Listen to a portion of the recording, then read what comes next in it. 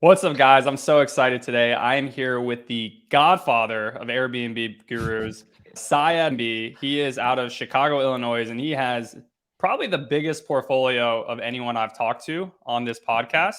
And he's been doing it for a while. So I'm super excited for this conversation. You guys are going to want to stay locked and loaded because he's going to provide a ton of value to you today. Syed, thank you so much for coming. Thanks for having me. I like your energy. I like your attitude with things and everything. I've been following you a little bit on Instagram, so I'm excited to be here and talking to you. Awesome. So yeah, just tell me, break it down for the folk. How did you get started and where are you at today? Sure. So I got started in 2017 when I purchased my first multifamily property. It was the FHA financing where I had to live in the property for a year. After the year was done, I had the unit furnished and I said, hey, maybe it's an opportunity to put it on Airbnb. So I put it on Airbnb, and the first month it made double the rent. And that's when I had like an eye-opening experience and the light bulb hit and I was like, whoa, this is like crazy. And then as time went on, it ended up being like 3 times the rent when I started getting into my busy season. And that's when I said, hey, I need to go all in. I need to leave my corporate job and try to do this full time. So at the same time, I made the other units in my building Airbnb as well. And every single unit I put on was getting 2 to 3 times rent. So I said, hey, how do I get more? I want more units. So that's kind of when I started my company. You were hooked. You caught the bug. Yep. And you started in Chicago and you have, correct me if I'm wrong, but like how many hundreds of Airbnb listings do you have to this day? Yeah. So on my Instagram, I said I'm the only Airbnb guru on Instagram with 300 units. But since then, I kind of let a handful go. So last time I counted, it was 295. So I need to get 5 more to go back up to be truthful on Instagram.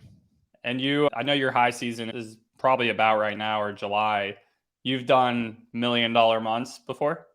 Yeah. So in the month of June, I had a $1.55 million revenue in June. In July is 1.4. And August, we're in the middle of the month of August. Right now, it's at $1.2 million. I hope it ends the month at 1.4 million. So yeah, multi-million-dollar months. So like Probably close to eight figure years. yeah. So last year I had my first 8-figure year. It ended the year at $10.7 million. This year it is trending. My forecast is $11 million. So I'm kind of flat year over year. Got it. Okay, very interesting. And every single one of your listings is in the same market, correct? No, so I'm in a few markets and few cities, but majority of my portfolio is in the Midwest. Gotcha. Okay, Midwest. So you got this multifamily unit. You were like, oh shit, eye opening. Yep. These are crushing it. I need to get more. And then did you get more after that through buying, or did you leverage another strategy to start growing your portfolio? Right. So I didn't have any more money to add more units at the time. So I couldn't pay another like either 20% down on another property.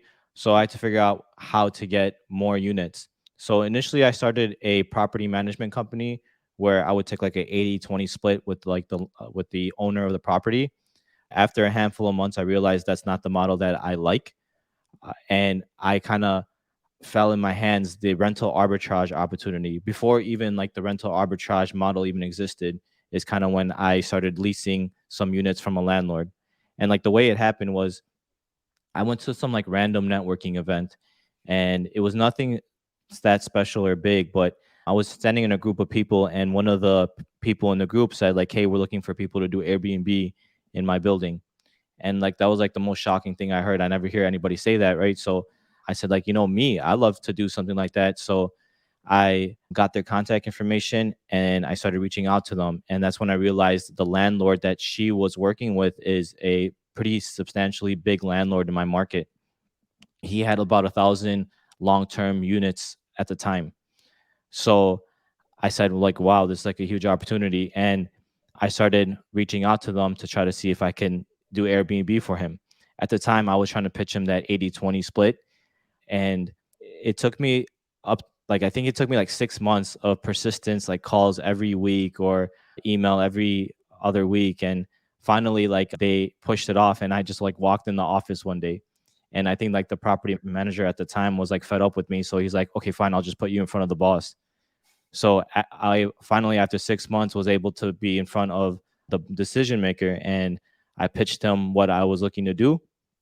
He said, listen, I'm not looking to get in the furniture business. I'm not looking to get in the Airbnb business.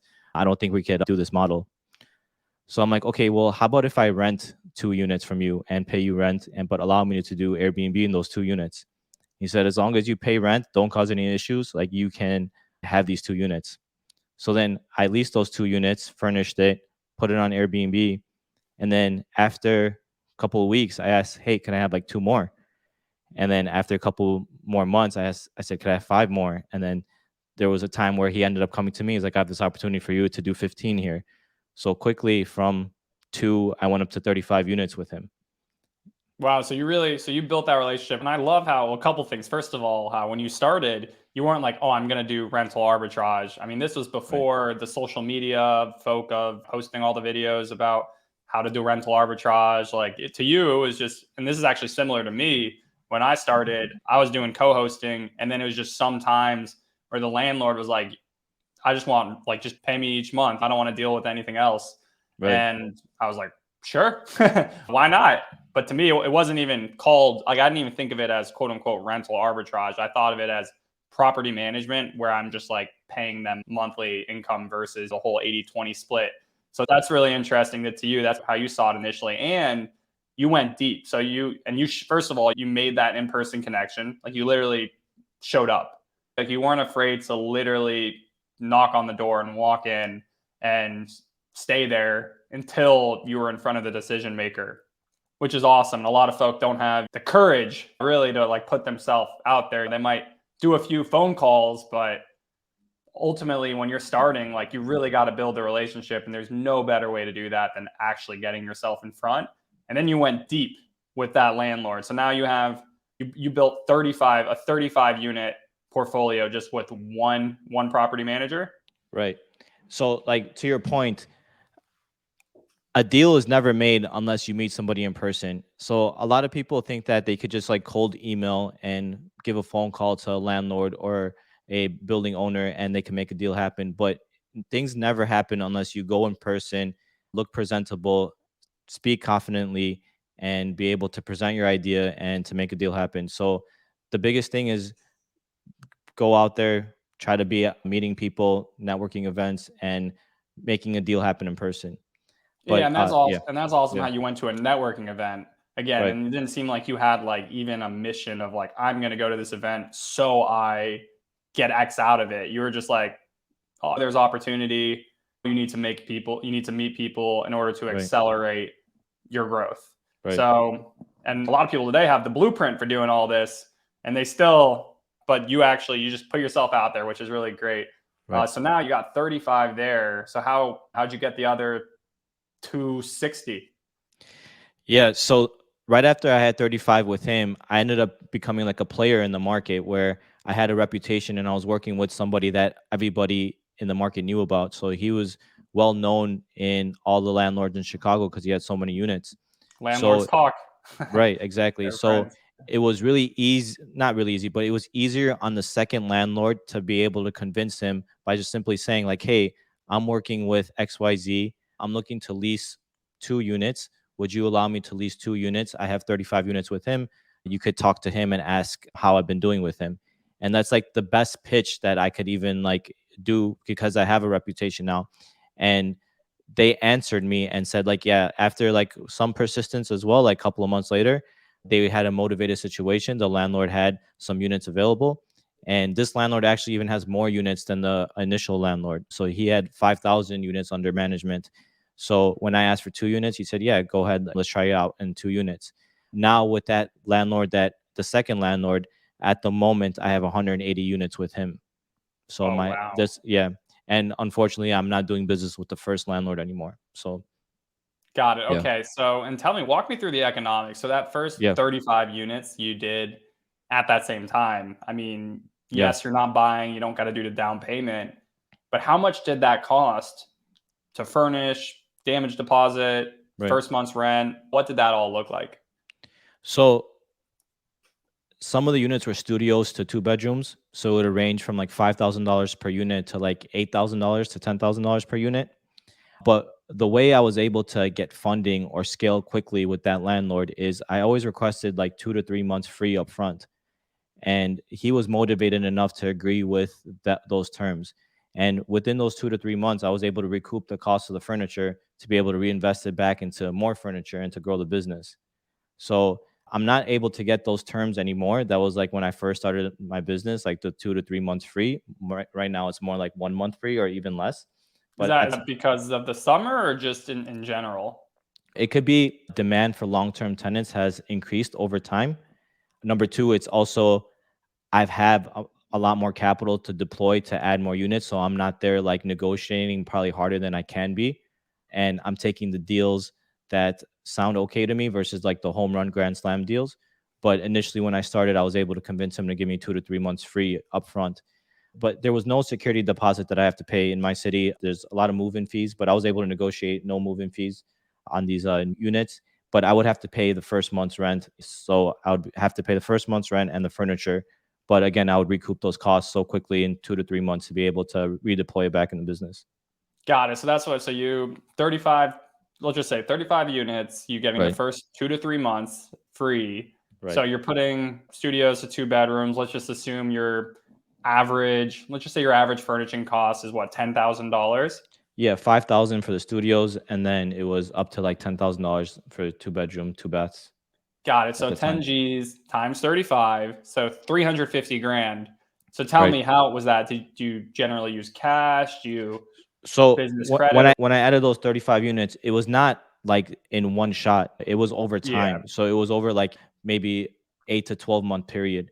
So during that time, it was like being adding 2 units, 4 units at a time, and then 5 units. It was being able to take that money and be able to redeploy it back. So no, I did not have like a loan or outside funding to be able to get $350,000. It was using the capital from the business that it generated to put back into those units. So you were the velocity of money. You put in the Right. money and quickly got it back, and Right. that allows you to scale incredibly quickly. Right. Got it. Okay. So you staggered the move-ins, you grew to 35 units, and after that, that was all with the same landlord, right? Right. Right. And then from there, that worked. You proved it worked. And then over time, with this next one, you've gotten 180. How many Right. years has that been over? And kind of what has that growth kind of entailed? Yeah. So it's not like 180 like that happened quickly. It was actually I had only like 30, 40 units with that landlord. And then I had some other landlords. So I went through and did the same pitch to every landlord. Like, hey, now I'm doing business with landlord number one, and now I'm doing business with landlord number two. So now I even have a better reputation in like all of my market. And a lot of the landlords know both landlords. So they're like, okay, fine, you could do it with me. So it was a time in 2020 where I scaled up to 180 units. This is right before March of 2020, and that's right before COVID hit. And it was in those months of January, February is when I scaled the most I ever scaled. So I took on actually outside Yikes. funding. Yeah, yeah, I know. Yeah. So for one, I'm in my slow season and I'm taking like significant losses.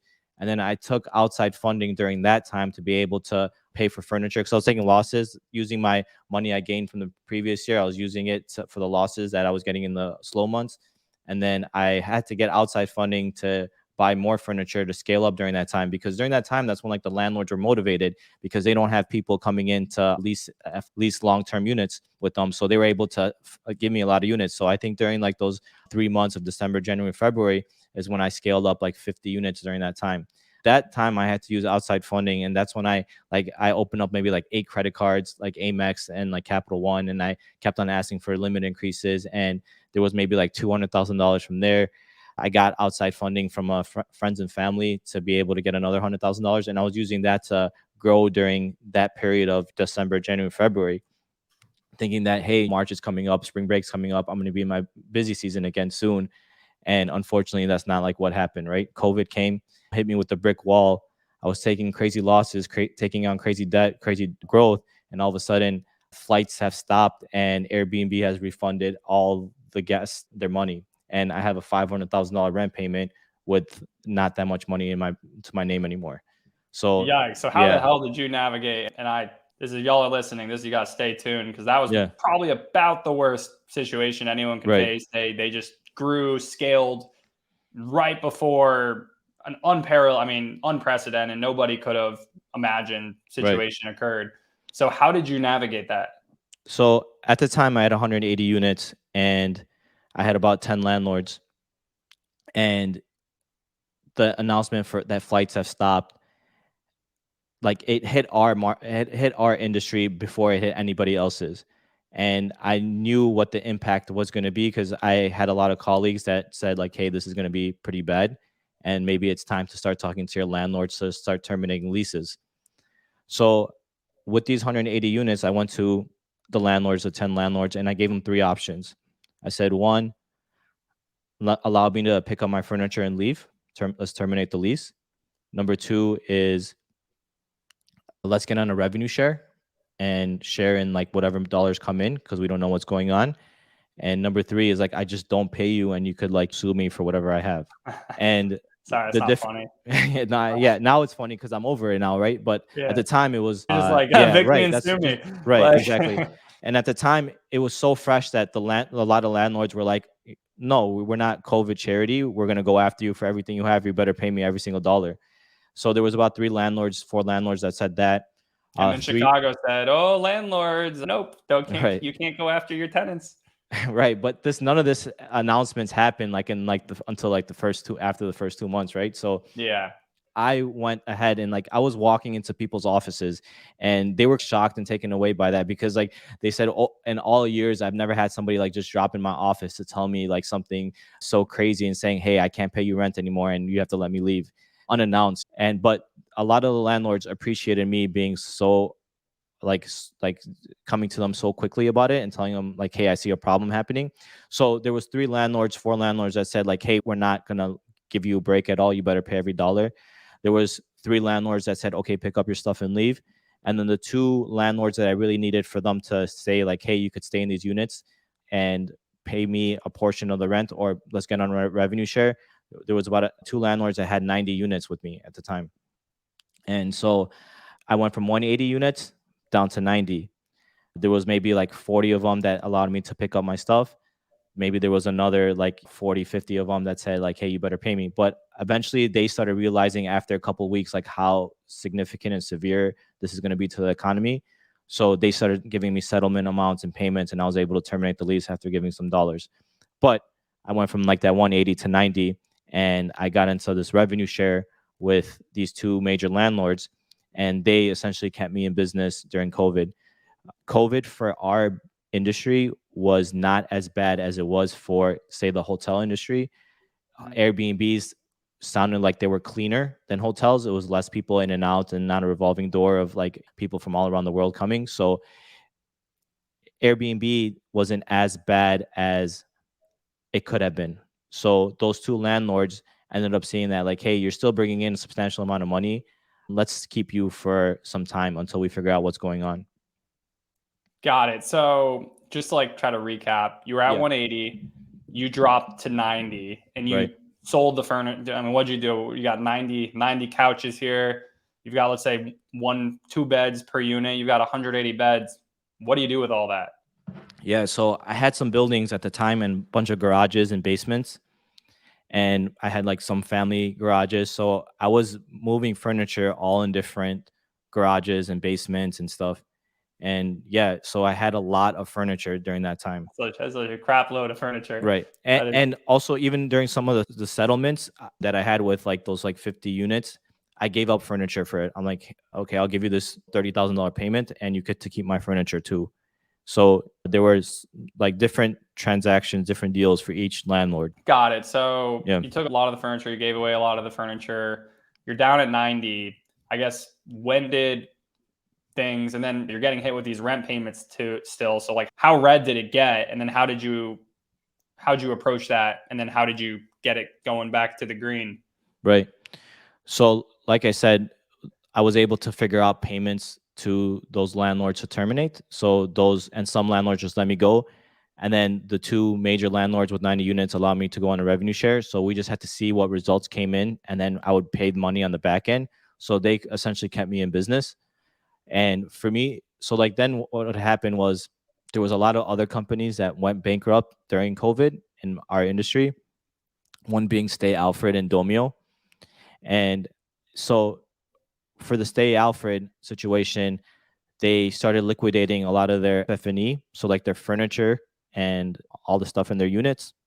So I was able to put in an offer, like a low ball offer, like $250 per unit, thinking that they will never accept anything like that.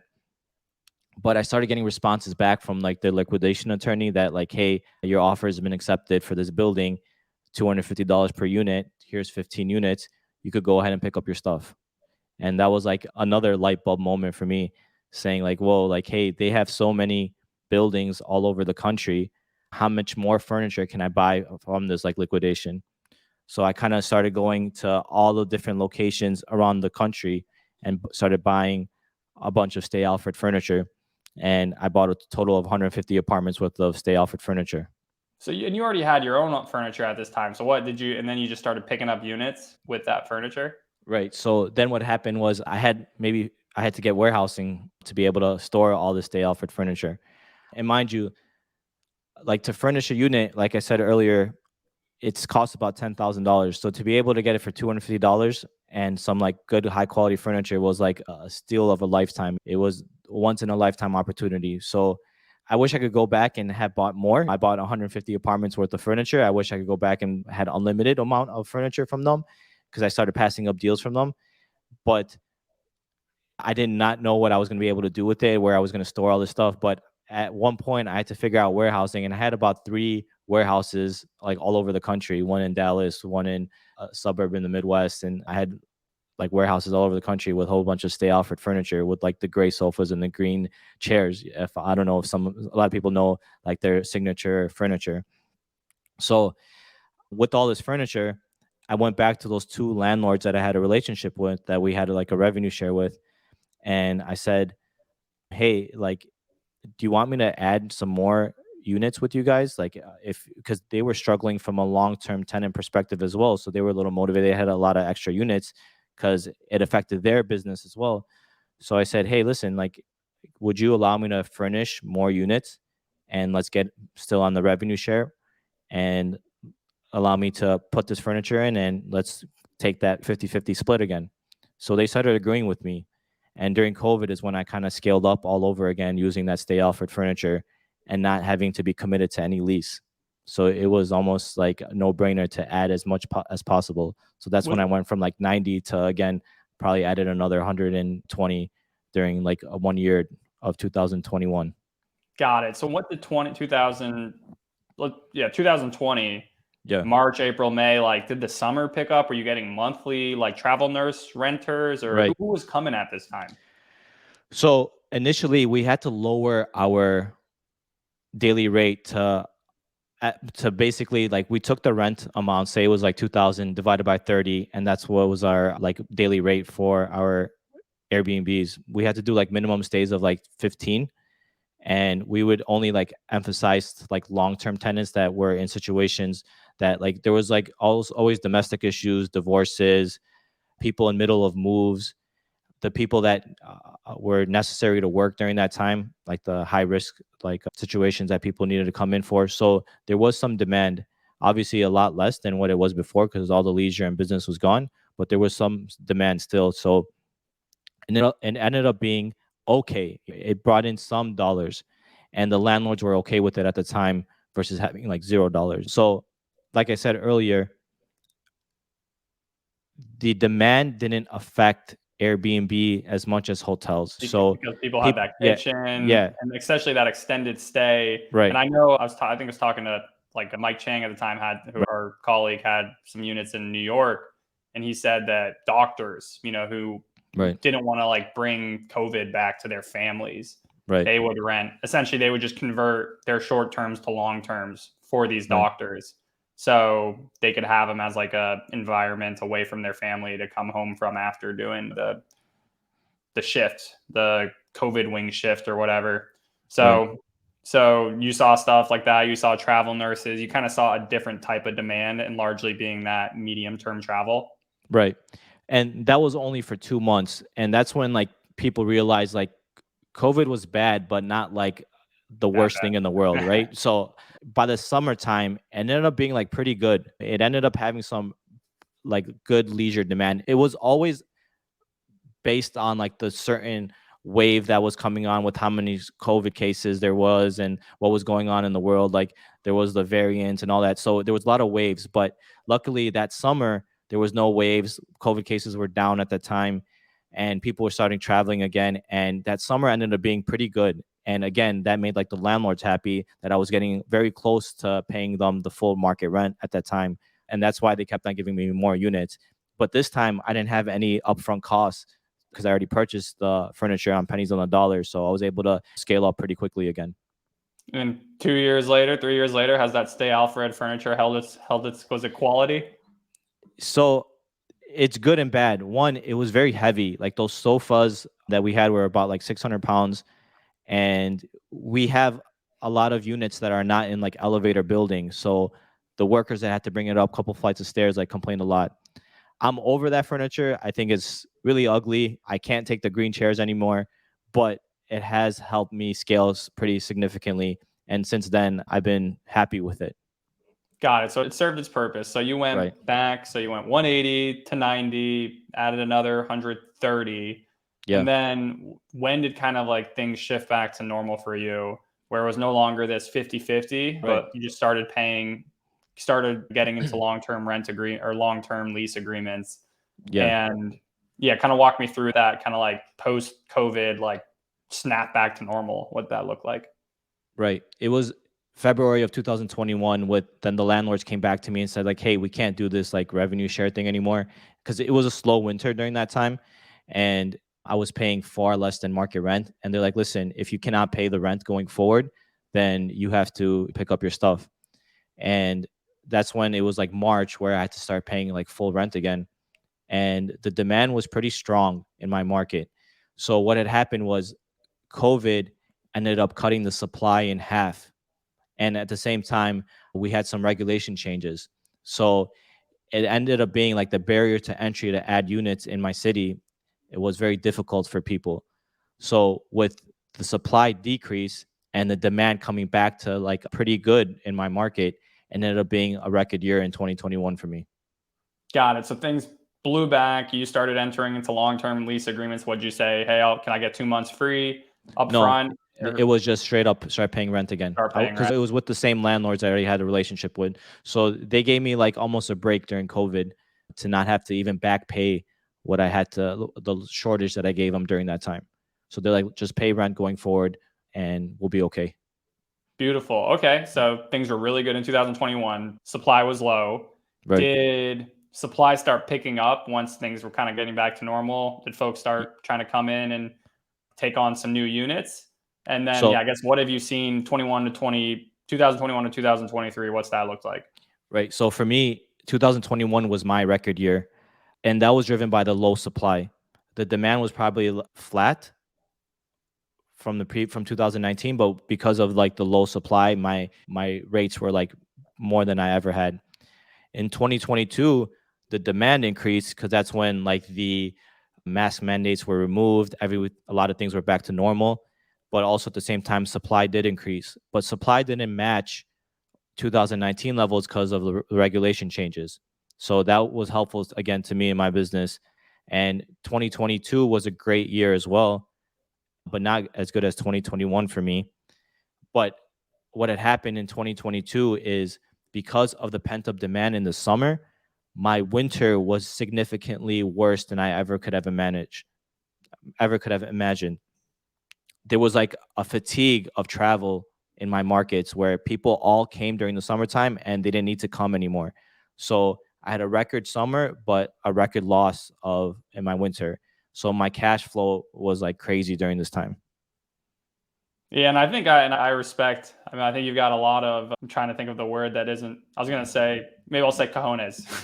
Got some grande cojones Right. for being able to run such a cyclical business. I mean, I think one thing obviously you probably do a really good job of is cash flow management Right. and just knowing your highs are your. Because I think a lot of people they get into this game and maybe they start whether it's by chance or by luck or they heard online, oh, they get their property and they start running in June, July, August, and it does incredibly well. Right. And they start getting some cash in their pocket. They start to see their savings or their checkings account go up. And then what's the most human reaction to do? Get rid of it, spend it. Yeah. We are, especially Americans, we're very consumptuous, Right. but it's seasonality. I mean, generally it follows the bell curve, and especially in a Midwest market that probably has harsher winters than most other parts of the world or parts of the country. I guess, how do you do your cash management or plan, just knowing that you got to like literally survive the winter? The winters can be really rough. Right. It takes a toll on you. Like, I haven't completely figured it out, and sometimes I get really ambitious during the summer times and I start growing more units, but that dollars that I should be saving in my reserves as I'm using for growth.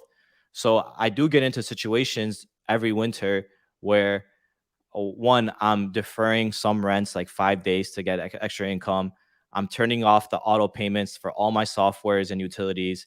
I'm putting a lot of things on credit cards all over again, knowing just get me through the winter and I'll figure it out in the summer again.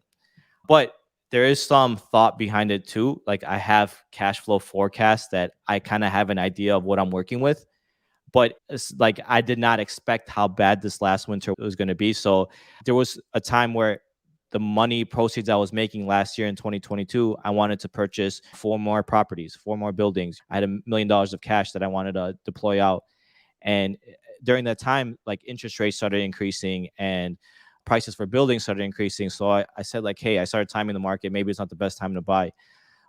But that was probably the best thing for me, is because if I did end up buying, I would have to liquidate all those assets during my slow season to be able to cover for my losses. That's how bad my losses were during my winter time. So it all worked out last year, and I'm kind of trying to figure out what's going on this year, because 2022 was a record demand year, and that was a pent up COVID demand. And 2023, my rev par, or my demand and my revenue per unit level, is down 20%. So I'm kind of trying to figure out, like, what's the cash flow situation that I'm going to need during this next winter time. Is it going to be as bad as it was last year, or has things streamlined and stabilized better? So this is kind of what I'm figuring out, but that's keeping me from not taking on any other big investments at the moment. Got it. So you're kind of stockpiling cash, so to speak, right now. Yeah, exactly. Because I don't know what's going to happen this winter. Like, is it really going to be as bad as last year, or is it going to be back to a little normalcy? Has supply in your market picked up in the last year? It's been picking up slowly, but again, those regulations are causing it to not, like, double, triple. Like, I've seen some other markets that have added a huge supply, like a lot of the southern markets in the United States, like Texas markets and Phoenix and Miami markets. Like, there's like supply issues there. There's a lot of supply being added. Fortunately, I don't have that issue, but I have a demand decreasing issue in my market. Yeah, and that's something I always want to say is like, and I even the risks of arbitrage, and especially kind of doing the smaller apartments, is in many ways like someone can go into a building, let's call it Houston, Texas. Houston, Texas, during the demand boom of 2021, folks started getting crushed because there's so many buildings and so little regulation. And Right. again, it's someone can come in and literally launch 100 apartments in Right. one building, in one neighborhood. And next thing, Right. maybe you've built a business over like 4 to 5 years. That's a pretty strong business. You have 60 apartments, and then someone just launches 100 next door. That's kind of a risk. So it really is good to kind of be places where supply is constrained, like especially for like these huge volume businesses where, I mean, I personally, and I just admit I don't have as big of a cojones as you probably have. I'm not gonna lie, but like I try to stay on like to properties that are generally speaking like bigger 4-bedroom homes that Right. have something like unique about them, where it would be really hard to like recreate that supply. Maybe someone can add one or two of them, but like no one's about to come into my markets and add like 10 of them Right. at a given time. And for me, it's like I feel comfortable with that. But if I was doing like the 100, 200, really super high unit count, like you want regulations, right? I mean, regulations like are extremely helpful. Yeah, like, I would never want to go in a market that does not have regulations. They have to have regulations for me, or else it'll just be that next market that there's going to be a huge increase of supply where everyone rushes to. It's like the ones that you'll see in like the media and AirDNA. These are the top 10 best markets to do Airbnb. Yeah, Yeah. for the previous year it was, but now next year, now that everybody knows, it's not going to be the best at all. And that's kind of what happened during COVID time is people started rushing to Arizona and Dallas and stuff because everything was open. There was people wanted to travel there because there was so many restrictions to go out in other cities. So there was a lot of demand going on over there, and at the same time they have so much product there, and people started asking for more Airbnbs. And yeah, it was good during that time, but I'm hearing stories that people are really struggling in those markets now. So Yeah, I think the yeah, main one is I was doing research on was like Austin, Texas, because Austin, yeah, Texas absolutely boomed during COVID. Fun place, right, wear your cowboy hat downtown, tons of yeah, bars, wide open. And then this summer got hit with 100 whatever, 110 degrees on average for an entire month. Summer's supposed to be the best time of the year. No one's coming to town because you've got this heat wave. right, And if that's what your summer's looking like, then chances are your winter's not looking too good either. But it's just an example of one of those places where like you really just got to watch demand. The supply and demand is ultimately what it comes down to. And like, especially in the game of like corporate leases, master leases, where it's really like you can come in and do 30. No one's going to right, stop you. And you already have the furniture for it. So all you got to do is get a couple U-Hauls and bang. right. A week later, you got your photos up. Everything's is locked and loaded. Yeah, so I hear a lot of my colleagues that they're struggling in the Austin market and they're letting go a lot of units over there. So you just got to be careful where you're adding your units. Yeah, granted, they've probably already made 2x their rent, 3x or Right. 2x their initial, whatever. They've been Yeah, paid back at this point. right. They've made good on it. But yeah, but my thing is like a lot of people can make fast money and quickly. And I respect when somebody can be in business for a long time. And that's what I want to be able to do. I don't want to have that like 1, 2 years of like Mhm. a market and then have to pick up myself and leave. I want to be in a market and stick to it for the next 3, 5, 10 years. That's the kind of business I respect. Yeah, and I think that's why, I mean, you've, in many cases, like you've taken over your markets. Like you are the big player there. And when you have that scale, when you have scale in a specific market, like early on when I started, I was kind of like a little bit of, oh, I need to diversify and like be in all these different places. And Right. that was like my mindset, especially because seasonality, I was like, my winters suck. All right, I'm gonna get started in Florida now. Right. Like I need to have my Januaries and February. I need my bank account to be going up from somewhere. I Right. can't have it. But that being said, like if you're in so many different places, like it's harder, it's more difficult for you to like respond to situations. So like for you, you faced like about probably the toughest situation you could possibly face. But Right. then you got in your, I don't know if you were driving the Lambos or the Ferraris at this time, but you got in your Lambo and you drove down to the office and you figured it out. Yeah, I agree with you on that. A lot of people want to be able to stabilize the cash flows and go to all these different markets. But for me, as long as you can manage the cash flows on paper, where you have a nice Google spreadsheet to be able to forecast what's going to happen, you could keep the reserves there and you could manage it properly. And you don't need to like bounce from market to market. My opinion is go to your backyard and become an expert in your backyard and scale as big as possible there. You don't have to go to Philadelphia, Florida, Texas, and be in like 5 different markets and to have like a stable business. You could do a real substantial business in your own backyard. Beautiful. I know, and this is something I want to touch on. And I know you've like helped out a lot of folk who, at this point have 100, 200, whatever units. What the hell do the operations look like? I mean, I've pulling seven figures, like to me, I'm like, damn, like things can be obviously streamlined better. But when you're dealing Right. with add another figure on top of that, what's your operations look like? I mean, it must be absolutely insane. Yes and no. So I do have 100 resources in my business. So 100 employees, 50% of them are in the Philippines. So I run my entire business out of the Philippines, and people call them virtual assistants, but I call them my team members. They are Mhm. essential part of my business. I have managers, directors, leadership. I have everything. Like I have a hierarchy, like a corporate hierarchy in Philippines. My my team in Philippines, their salary is ranging from like $5 to $15 per hour. Oh, And 15 yeah, bucks an hour yep, for someone in the Philippines. Wow. yeah, because the people that are getting paid $15 an hour are really high level. They run my finance and accounting and my books. They also run my pricing and my revenue management. They're running my operations. You've I built have, your own internal pricing management. yeah, yeah. Wow. So because I started early in 2017, this was before any of the revenue management companies were even existed in our industry, and I saw the value of how important pricing is. And at the time, I built it in house, but it was me doing it, and it was like too much work for me. And eventually, I started finding out that there's companies that are getting started up in revenue management, and I tried them out, and I gave them a sample size of like, take these 15 units, take these 20 units, and then let's compare it to what I could perform. And I was ending up beating like the other third party companies in my revenue management. So I ended up building it out in house.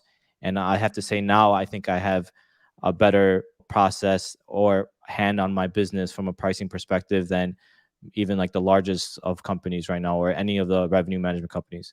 And you Um, probably know, you just know your market better than anybody else. Like, you know how much you can raise things for the big events right, where, where they're not going to really know, like they don't have the data that you right. have. So again, I Yeah, think like, that's also one of the scale benefits of knowing your market and being the kingpin there. right. And also, like, I have some high level people creating some like really nice dashboards for me. So I know my performance on a daily basis. We use like Tableau, and I'm getting updates and nice graphs like every day on how we're doing from an ADR perspective, our RevPAR, our occupancy per unit, in per neighborhood, per bedroom size, and how we're doing from a pacing perspective, lead time. I have these like data points, and then we do compare it to like what we see in like data sites like AirDNA and Wheelhouse and Price Labs. We use their market data and we compare it to ours. We also built in some hotel data to see like how hotel data market demand is doing. So we are pretty I sophisticated in want to our, see this. Put a yeah, master class on this. This is what I want. This is oh what I yeah, want. we're really sophisticated. I even have told like my colleagues that like I believe like my dashboards and my pricing is as sophisticated as like the public company Sonder. Like I think I do it better than them even. So I'm really proud of where we built out our revenue management team. But back to your question, how my team is set up is 100 employees, 50 of them being in the Philippines, and then the other 50 in my local markets over here. But the ones that are over here are mainly cleaners, runners, maintenance people, and one general manager overseeing what's going on in like the markets. So more of my high level people are in the Philippines, but more of my labor is in my local markets. Got it. And what would you say because I do have like 3 apartments in my portfolio. Again, like I predominantly, my quote unquote like buy box or rent box or whatever is generally like a bigger house, which is a bigger investment, but pros and cons of everything. My apartments, like you want to run them like super high occupancy. If they're not rented, you drop the price like super low. Like I'm assuming like you've got, I mean, if there's hundreds of apartments, the amount of turnovers you probably have on a given day are the Yeah. 100 apartment turnovers, meaning a turnover is when a guest leaves and then another guest comes in. Yeah. Like how much volume, like you're probably doing tens of thousands of guests a year. Like give us Yep. some of the cool numbers you got. Yeah. So on a Sunday or Monday, it's about 100 checkouts that I have per day on those times. So we have like our 30 cleaners running around the city, cleaning as much as possible. And we stagger it based off like what check ins we're having coming in like the next day. On a weekly basis, I think I saw a stat recently. It was around like 500 checkouts in a week. So like 2,000 checkouts in a month is kind of what we're doing. So it's a lot of cleaners cleaning these units. So it's a lot going on. But yeah, like you said, like 10,000 people probably is a good number that's probably coming in on an annual basis. Yeah, and then probably, I mean, 100,000 a year, which is just Yeah. absolutely like I should get some data on that and I'll get back to you guys on and see like a round estimate. But for me, like you brought up, like you trying to get like the most occupancy by lowering the price. So in my urban markets, majority of my dollars come from the weekends, yeah. and I'm Mhm. having like 80% occupancy on the weekends and then maybe like 40, 50 on the weekdays. So that's kind of how my pricing strategy is. So I increase, and it could be driven by how I do my pricing strategy, because if I didn't have the weekend so expensive, then maybe they would take longer bookings. But we found out our ref par is best by this strategy that we have. So we get majority of our dollars coming on the weekends, and then a lot of our Tuesdays and Wednesdays are struggling, and most of my cleans and bookings are coming in on the weekends. coming on And Sunday. for me is my units, I try to emphasize on smaller units. I know you mentioned that you are in bigger units, which is a good business model. For me, because of my volume, I'm not able to control the people coming in those bigger units, and they're more susceptible to like parties or large Mhm. gatherings, complaints from neighbors. So in my model, it works out best when my units are smaller and I have less risk of bad things happening. And then also like lowering the price on a big unit, you could end up getting some like shady people during the week. So that's kind of where my model is. And I'm probably leaving dollars on the table, but that's okay because I'll be able to scale my business better if I'm able to control the people coming in and out. You have a very standardized process, I would say. And also, I mean, your units, you probably don't have like backyards for them or anything. No. Cause like, I mean, that's something that you deal with. A house is a backyard. You deal Right. with maybe there's 15 guests staying there, which isn't an issue if they're inside the damn house. Right. But when they go outside, that's when you cause problems. But you don't have them. I mean, the issues Right. you deal with are the elevators, right? Like folk in the elevators, folk going through the front door of the building, parking. Like Right. it's its own layer of like there's pros and cons to everything. But when you do that one thing, you Right. figure it out. Right. I'm sure you have noise monitor, or do you have noise monitoring devices in every Yeah. single apartment where you have your team is able to see at any given time if anyone's being too loud or whatnot?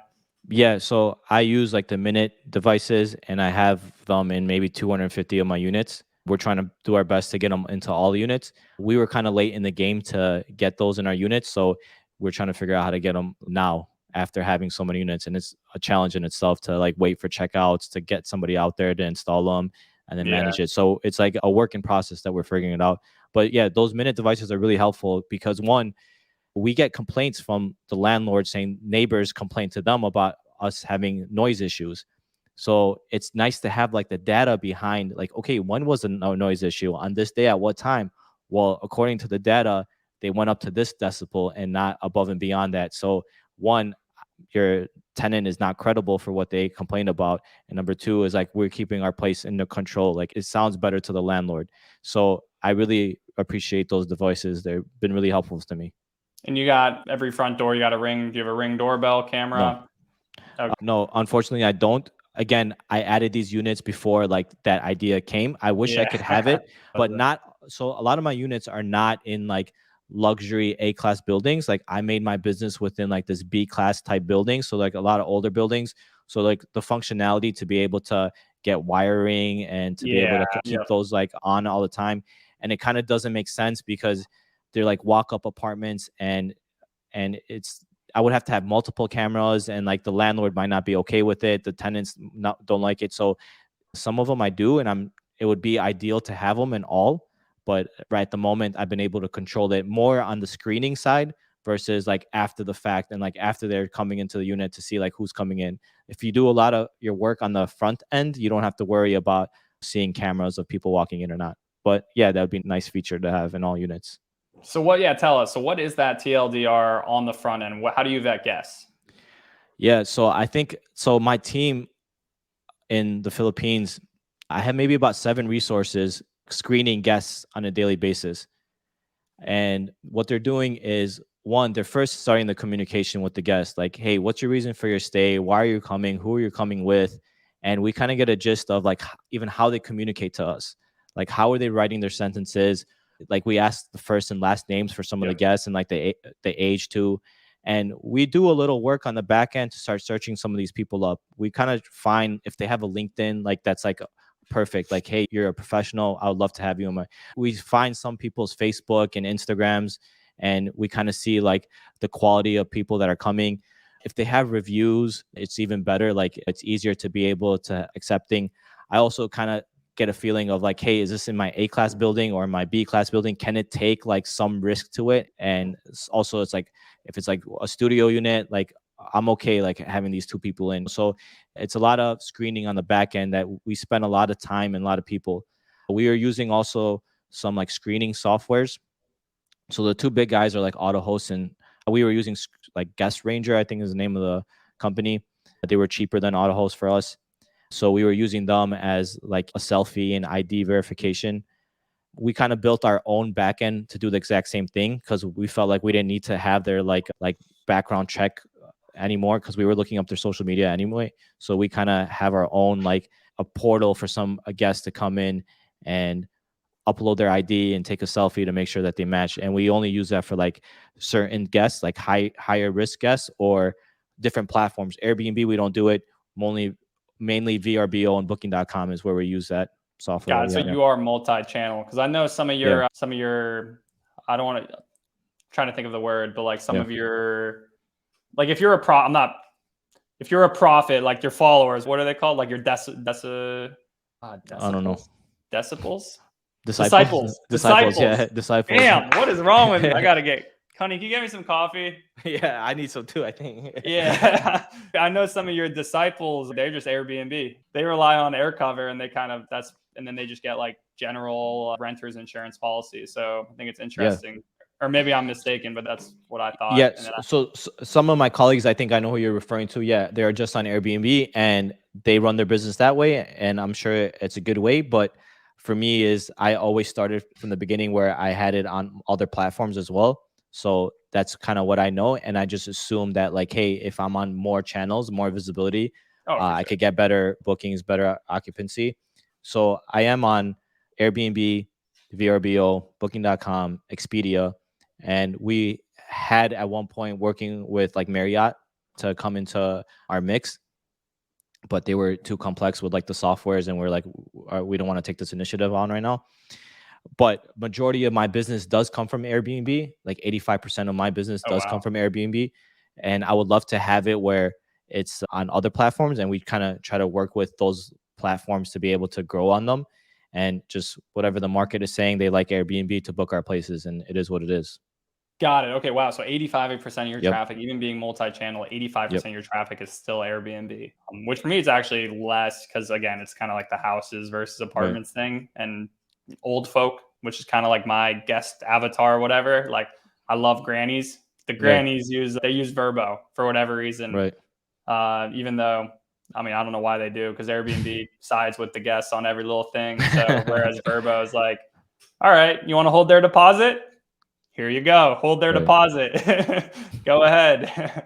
Sure thing. I digress. So yeah, we're about to hit an hour here. And I just want to touch on, so you obviously have a crap load of like knowledge. And then just like, what are some of the tangible tips for folk like starting out, or even like folk like myself who aren't up to 8 figures a year? Like what do you recommend?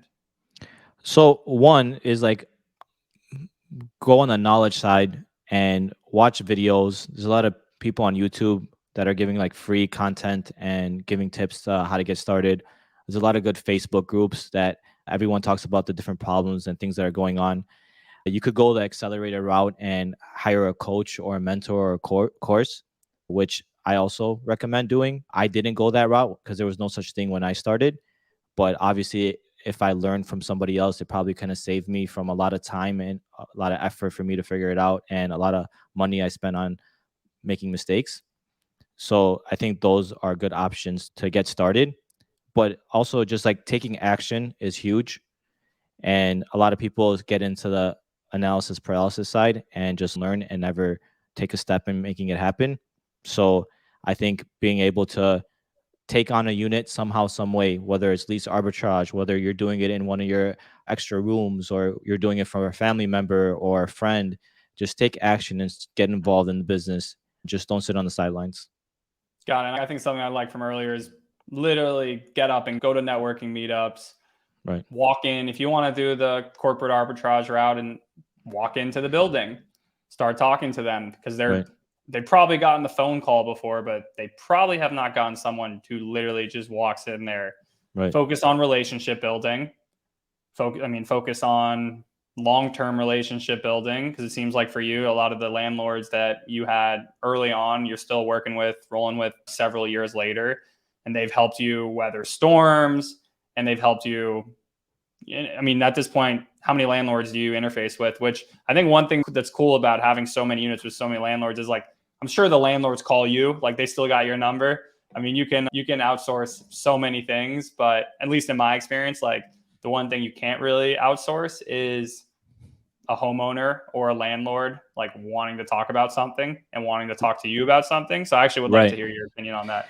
Yeah. So everything is based off your reputation and relationship that you have with the landlords. With my landlord that I have maybe like 60, 70% of my business with, we like talking to each other. We like hanging out with each other. We like going to coffee with each other. I got him into pickleball and we started to play pickleball together. He's an older gentleman, but He doesn't we hoop, no not basketball. back in the day, I'm sure he did.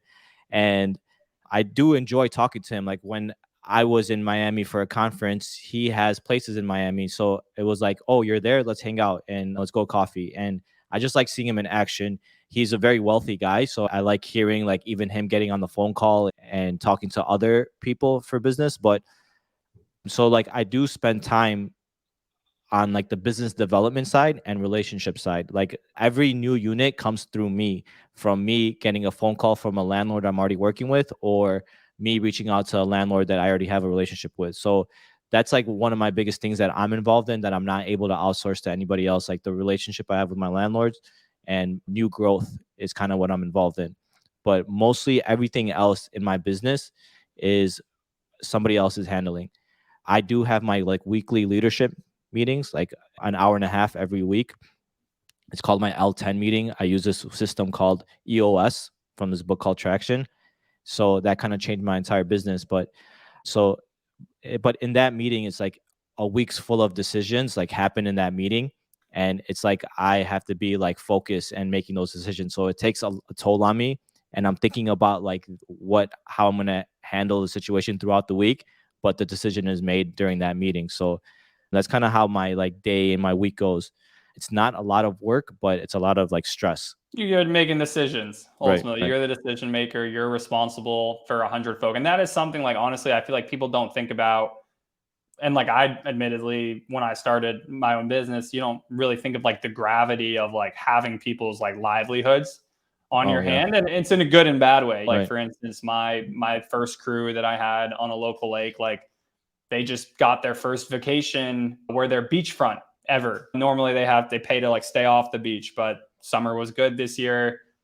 They were thankful that they've made enough money where they can get a nice ass waterfront property. And that's like there's moments like those where you're like, oh damn, like you're providing for people, like you're actually helping them in their life. But then at the same time, you're a decision maker Right. where these people's life it goes both ways. But just like Right. anything, awesome. So sounds great. Yeah, I guess how can they follow you? I mean, I see you're posting a lot on social now, and I think you're very transparent, and I love that personally because obviously a little bit less of that sometimes online. So where can folk find you?